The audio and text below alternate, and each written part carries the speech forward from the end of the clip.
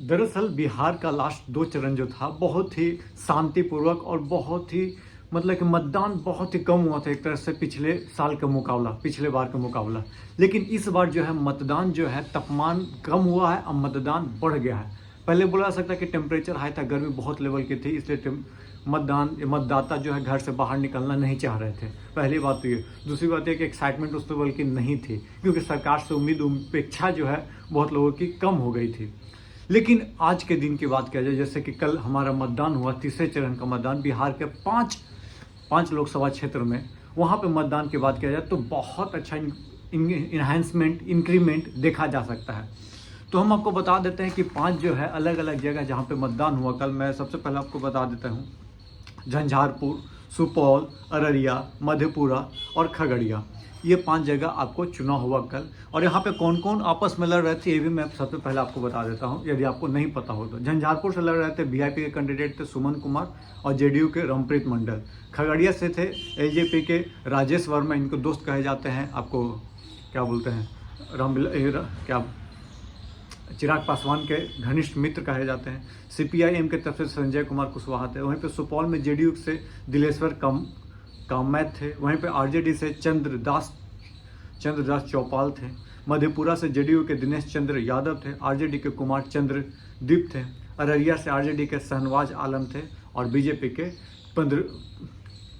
प्रदीप सिंह थे। तो ये 5 सीटों में मैं आपको पहले बता दूं कि लगभग जो है सभी सीट जो है आपको, लगभग क्या मतलब सभी सीट आपको एनडीए के खाते में थी। और नुकसान किसको होगा, किसको फायदा, ये आगे आते आते आपको पता चल जाएगा। दरअसल मैं आपको बता देता हूँ कि चुनाव कल जो है कितना परसेंटेज कहाँ कितना हुआ।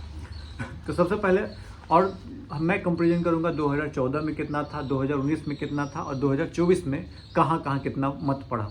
तो सबसे पहले मैं आपको झंझारपुर, जहाँ पे आपको बता दें सुमन कुमार और रामप्रीत मंडल के बीच में था, तो वहाँ पे मतदान था 2014 में हुआ था 56%, 19 में हुआ था 57%। वहीं पे बात करते हैं 2024 में 55% वोट पड़ा है झंझारपुर में, मतलब कि 2% की कमी आई है। आप देख सकते हो रामप्रीत मंडल जी। सुपौल से मैं बात करता हूँ तो 2014 में वोट पड़ा था 63%, 2019 में 65%। जान रहे थे एक तरफा हवा चल रही थी। मोदी लहर 2.0 था, अभी मोदी लहर है कि नहीं आने वाला समय बताएगा। लेकिन यहाँ पे डिक्रीमेंट देखा जा रहा है 2024 में, ये है 62%, 62.80 आप बोल सकते हो।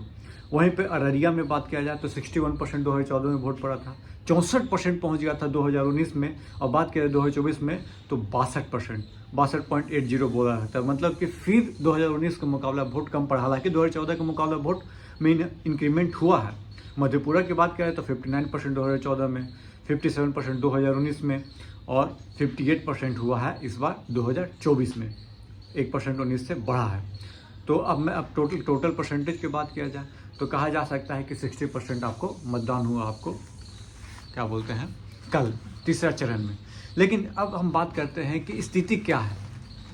आपने बता तो दिया, तो आपको पहले हम बता देते हैं अररिया जो है आपको बीजेपी के पास पहले थी।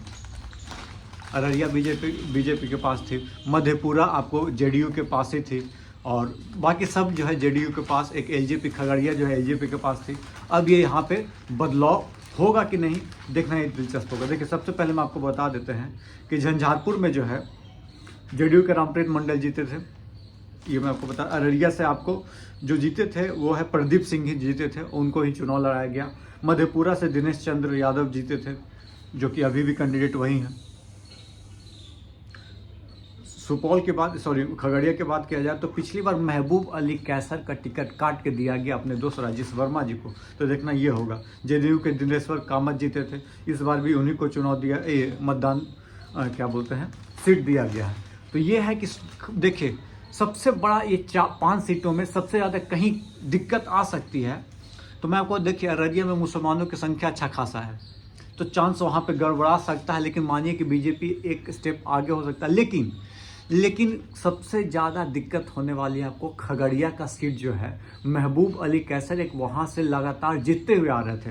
मैं आपको बता देता हूँ एक चीज़ और, कितनी बार जीते थे ये भी मैं आपको डाटा दे देता हूँ। 1 मिनट थोड़ा सा।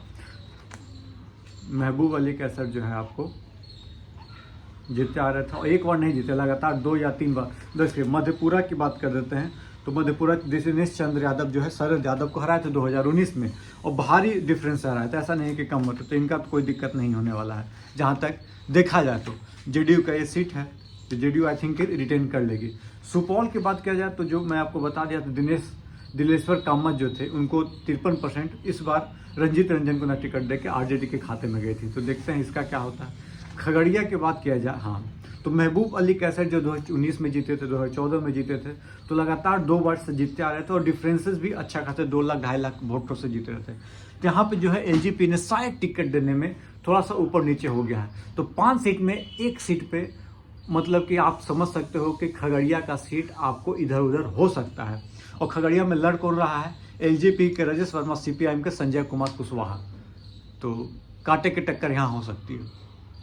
मधेपुरा में पहली बार मतलब बहुत दिन बाद आरजेडी लड़ रही है, तो देखना यहाँ दिलचस्प होगा। सुपौल में बहुत दिन बाद लड़ रही है चंद्रदास चौपाल जी। और झंझारपुर का सीट जो है रामप्रीत मंडल जी निकालने का उम्मीद लग रहा है। अररिया एक फंस सकता है, क्यों?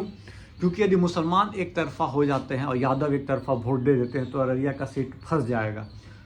शहनवाज आलम को टिकट दिया गया है इसीलिए खेला करने के लिए कि मुसलमान और यादव का यदि वोट आता है तो टक्कर अच्छी खासी होगी। देखिए खगड़िया 90% उम्मीद है कि हार जाए यदि सीट फंस जाए एलजेपी की तरफ से, और अररिया बाकी आप जो 3 जेडीयू के सीट है तो आई होप कि निकाल लेगी वो।